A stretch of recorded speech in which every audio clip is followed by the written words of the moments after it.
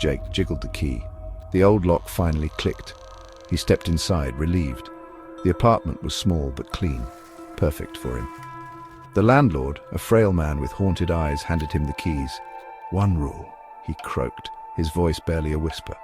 "Never," he paused, "look under the bed at night." Jake chuckled, dismissing it as an old man's eccentricity. He'd learned soon enough that some warnings are best heeded. He unpacked quickly, excited for a fresh start. A wave of exhaustion hit him. He collapsed onto the bed, falling into a dreamless sleep, unaware of the horrors that awaited him. The insistent beep of his alarm jolted him awake. 3 a.m., his usual insomnia. As he lay there, he heard it, a slow, rhythmic sound, breathing, coming from under the bed. His blood ran cold. He listened intently.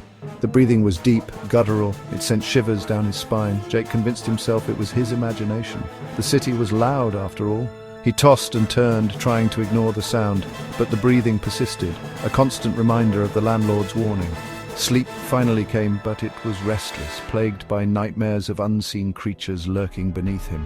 He woke up drenched in sweat, the memory of the breathing still fresh in his mind. The next night, the breathing returned, louder this time, more desperate. It was as if whatever lurked beneath his bed was struggling for air. Fear gnawed at Jake's sanity. He lay there, paralyzed, listening to the sounds of something unknown tormenting him.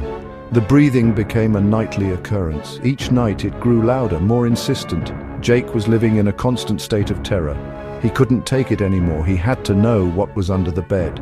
He considered calling for help, but dismissed the thought.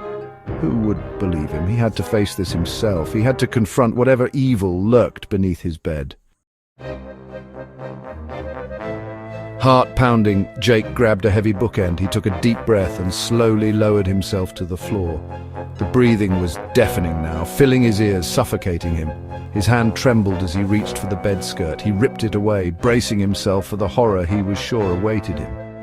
But there was nothing. The space under the bed was empty.